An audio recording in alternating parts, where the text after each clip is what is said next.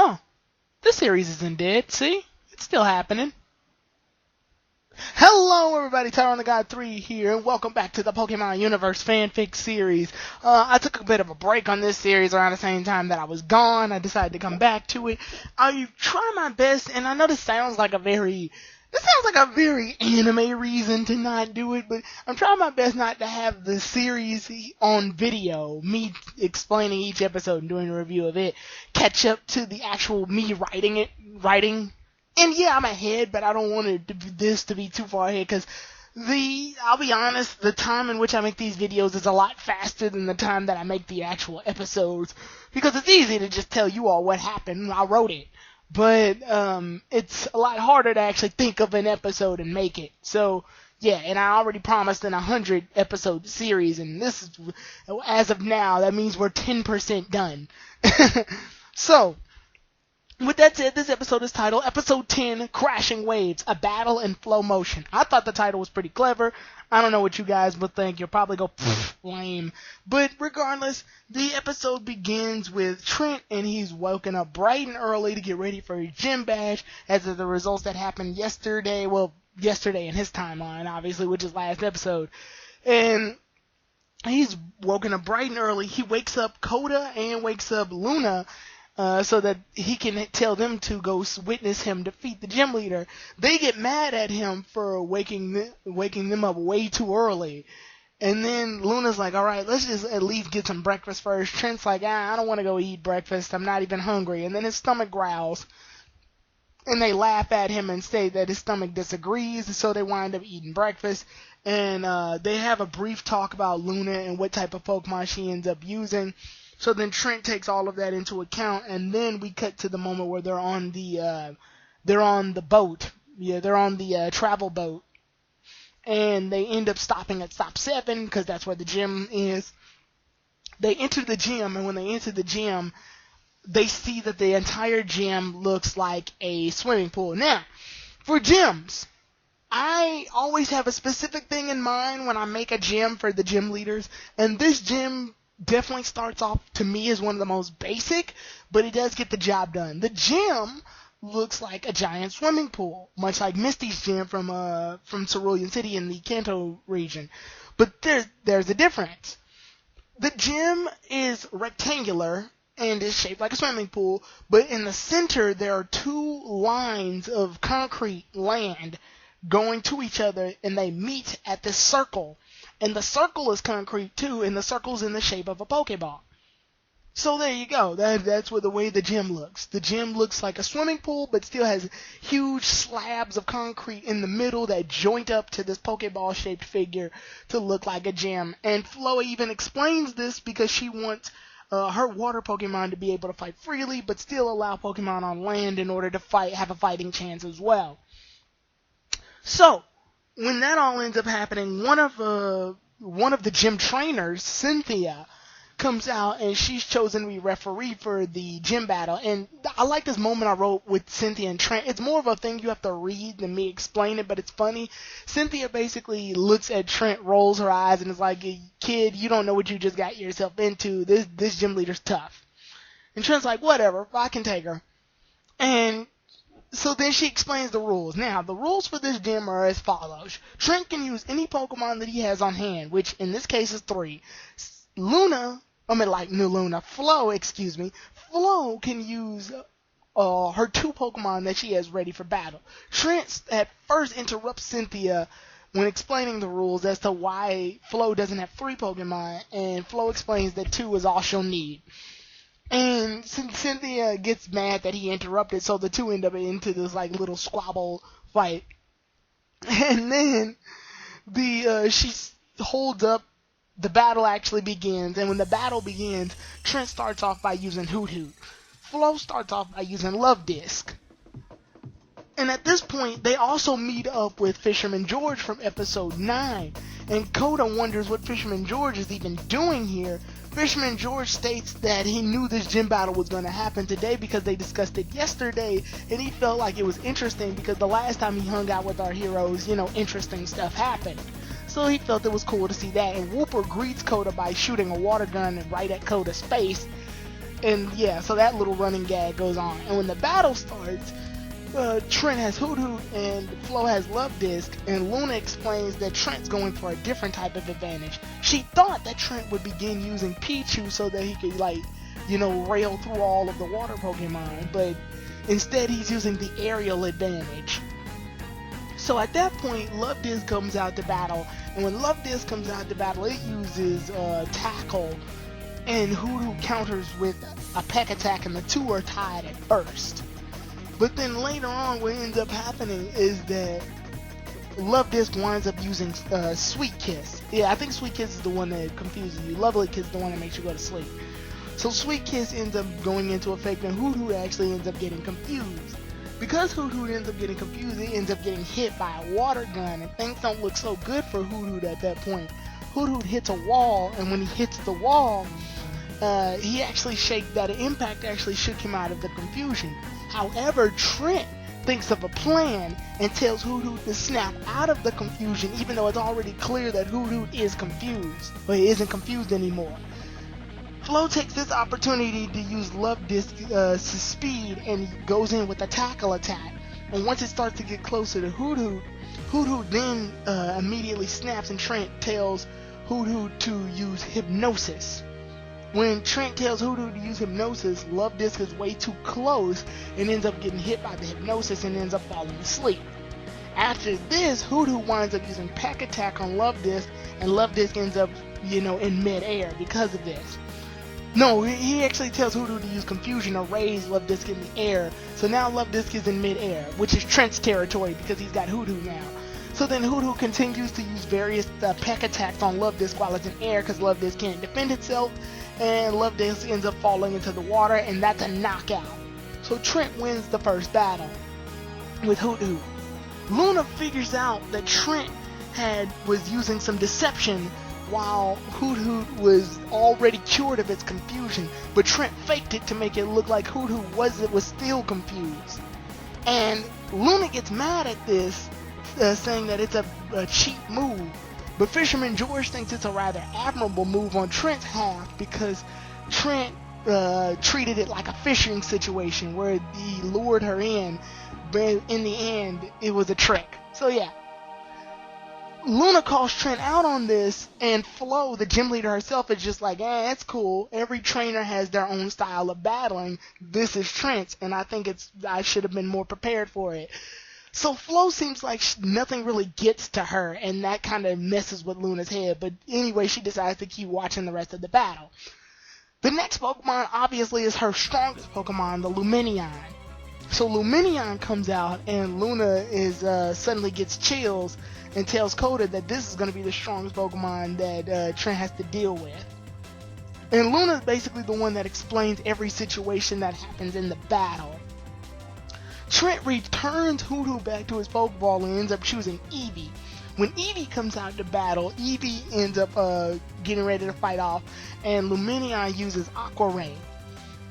Luna first starts to get scared at this because Aqua Ring is a move that heals Lumineon every turn, or in anime circumstances, every few seconds.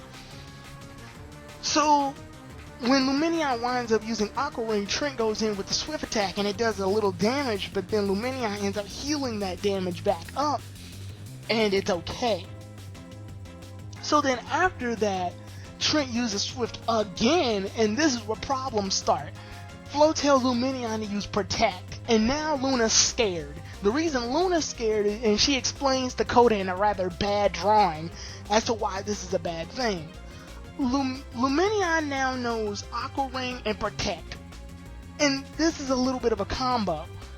Now Lumineon can protect itself from damage and not get hurt, and then heal the little damage that it did get last time using the Aqua Ring. So Lumineon's basically become indestructible. Any attack that Trent does on Lumineon will get blocked and then healed immediately after thanks to Aqua Ring, giving Lumineon full range in order to use attacks and then heal up while having a defense.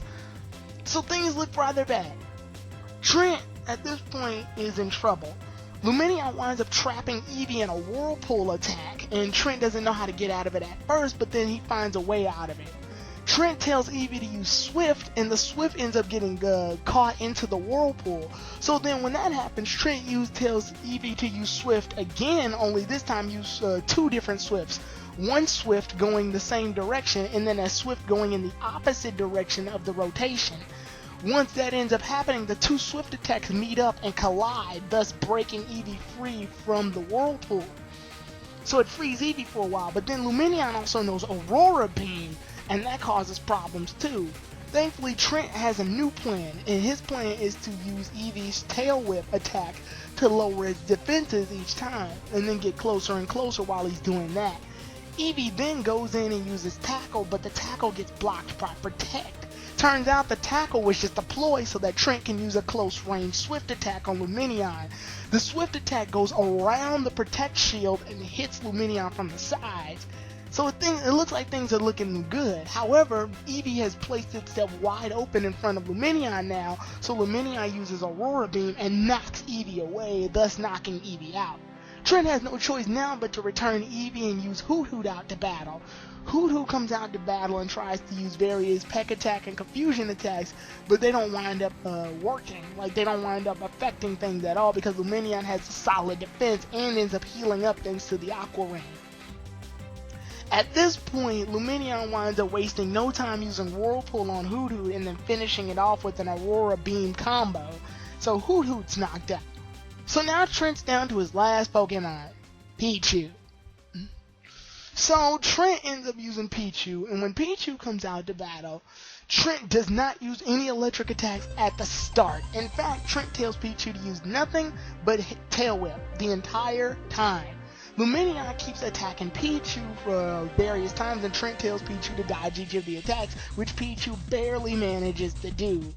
Lumineon gets a little bit closer and things start to look grim for it, and he ends up hitting Pichu with a Aurora Beam, and Pichu gets hit and slams against the wall, but Pichu ends up getting back up with sheer willpower.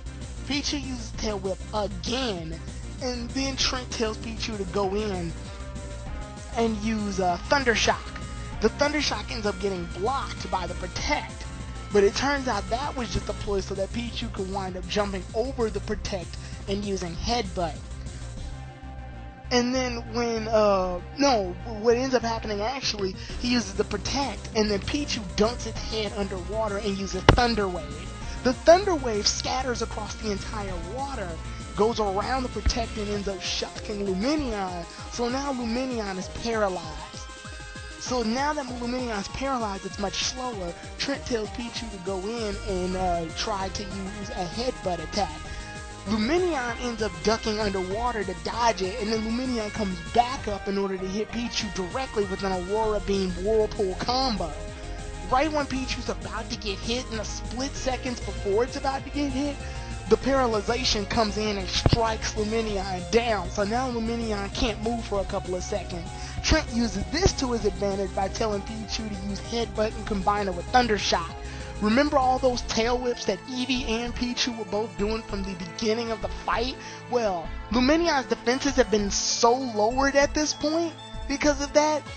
The Headbutt, that's a physical attack, does a lot of damage, combined with the fact that it's with an electric attack in Thunder Shock, so it's a combination attack, plus it's its weakness, plus it hit him directly in the head, so it does major damage.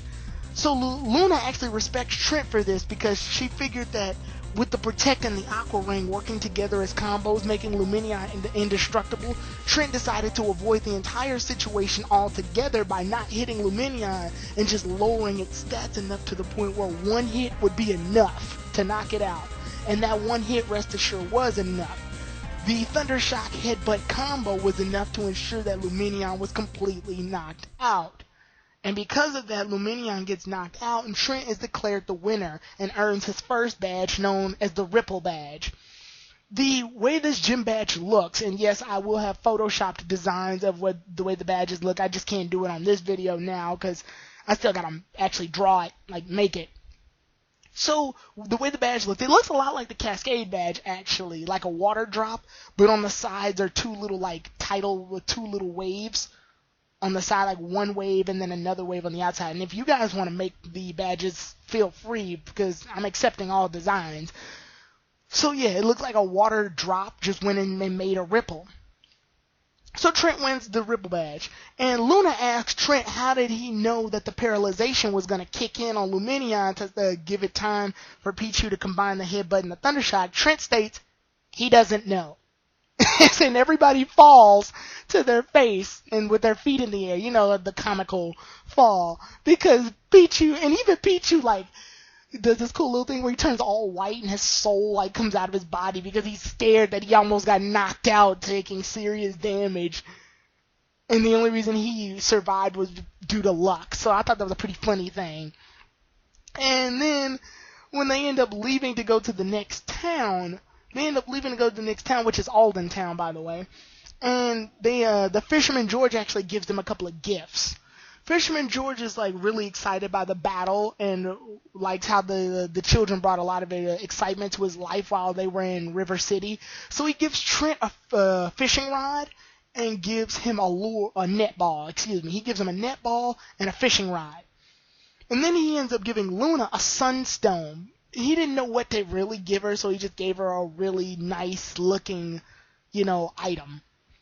So she's got the Sunstone, but keep note that she's got a Sunstone because it comes into play later. And then Coda ends up getting a gift, and Whooper ends up coming in and spraying Coda with water and is a bit sad that Coda's about to leave. So at this point, Fisherman George starts and states, well, it seems that my Whooper has really grown to like you, Coda, and if it stays with me, it's not going to be able to go on fun adventures like it used to when I was younger. Would you take care of Whooper? So, with that said, Coda winds up capturing Whooper. So now Coda has Whooper, and Whooper has joined the team. With that said, they all walk off to Alden Town, and the episode ends. There's a large feeling of accomplishment when you actually make an episode, a Pokemon fanfic episode where the main character gets his first badge, or just a gym battle in general. I love gym battle episodes after this. I've made several others at this point. I'm not going to tell you how many badges Trent has right now, but I like gym battle episodes. I really like gym episodes. They're really fun. And this was just a prime example of how much fun they are because this is the first one. So actually going back and reviewing this one, it's really cool to, talk about the things that I wrote that went down in this one. Obviously reading it will be a lot better than me talking about it, but it was really cool just to go over some of the events that happened in the gym battle and how Trent effectively used his Pokemon. I love how this shows off Trent's earlier battle style of relying on like tricks and stuff, so it's kind of cool to throw that into play, and Luna's getting mad about it. It's really cool. So, yeah, the whole gym battle was really fun to make. Because I thought about it, and I take gym battles very seriously in terms of writing them, because I want, if there were ever a time where I got so good at animation where I was actually to animate them, I want the choreograph to be damn near perfect. I want the choreography to be spot on. I want specific positions and moves to be in place when the Pokemon battle. I know some of you have actually congratulated me on my descriptive images when explaining to you guys how things go in an episode, and there's a reason that it's that way. It's because I want things to happen. Like, okay, if I said Pichu is at the far end of the battling arena, he's there for a reason. There's no he's there just because. He needs to be at the exact spot because something's going to happen in that area. So when I really get into the choreography of how these battles will go or explain why things happen in a battle, I'm taking those positions and those attacks and things very seriously. Like, there's no move in Pokemon Universe that I feel is wasted unless I have the trainer do that on purpose due to them having ignorance or not knowing something. So, and even on the opponent's part, because it's hard to try to strategically make a hard opponent. Like, making Flow's Aqua Ring / Protect combo was something that jumped in my head while I was writing. And I'm going to be perfectly honest. I thought of the idea when looking at Luminion's attacks on the internet, and while I was writing Love Disc and Hoot Hoot's battle. So I was already thinking of it while it was happening, and it wound up being a success when it happened. Because I was like, wait a minute, Luminia can learn Protect and Aqua Ring? Well, that's a combo within itself.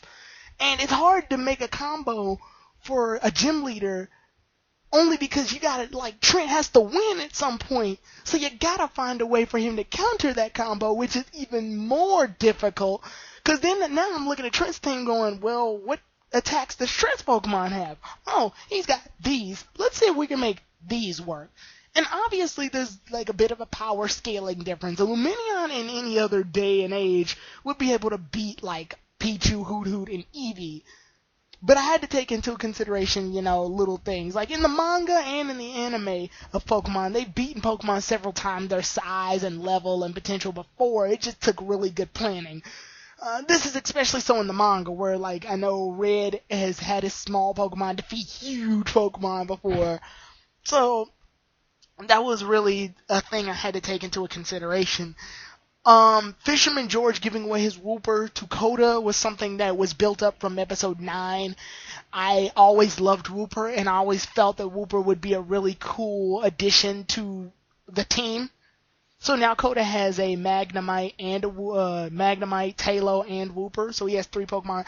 This also means that each of the heroes have 3 Pokemon. Trent has Pichu, Hoot, and Eevee. Luna has Misdreavus, Katini, and Cyndaquil. And Koda now has Wooper. I already said that. So yeah, I just love that the ending to this episode isn't just Trent winning the badge. He also gains a fishing rod and a netball, which are going to come into place later on in the future. Luna ends up getting a Sunstone, again, later in the future. And Koda ends up winding up with basically the comic relief of all of the Pokemon in the family. Because that's what I see Wooper as. I always loved the way Wooper looked. And Wooper was one of the Pokemon I would never put in a battle or anything, because I really don't care for Quagsire. I mean, Quagsire's an okay Pokemon, but Quagsire's never been on my top list of loved Pokemon. But I do love Wooper. I like Wooper just for its facial expression alone and its innocence. It's going to be a really innocent but ignorant Pokemon, and I'm going to love that personality, bringing it to the team of Pokemon that we got. We got Pichu, which is somewhat of a scaredy cat, but still pretty humble and noble when needs to be. We got Misdreavus, who's a bit of a trickster, but she still got her heart in the right place. You got Katini, which she's like a bit shy, but she's very loving. So we've got several different Pokemon with personality traits. I felt Wooper had to be a part of this. So yeah, I'm very proud of that moment within this. And like I said, and there was another small little detail. Flo does a poem that is at the end of episode 10 when Trent, Luna, and Koda actually walk off into the sunset and, move on to the next area. So Flo actually does a poem. If you see the written version, you'll read it, and it's really good. I don't know when I'm going to find a way to make the written version downloadable. I'll probably do like MediaFire and put them all in Windows Office format or Microsoft Office format. That'll probably be cool. Or find some other way to do it. But I do know that the written version of Pokemon Universe's episodes 1 through 10 will come out at some point. So that will be a thing. But anyway, just what were your favorite moments about what I talked about today? What do you think needs work? What do you think was really well done? I liked this episode a lot when writing it. There's some episodes even I, at the end of writing them, go, ugh, that was an episode. It's out of the way now. But yeah, there's a 100 quote I made, and I try my best in each episode. So it's not like I don't give a crap about it. It's just that at the time, one episode may have more priority than another, because I've already planned it out. So with that said, the next episode is titled Episode 11, Kingdom Battle. All Hail Queen Luna? See y'all then, everybody. Tyrone the God 3, out.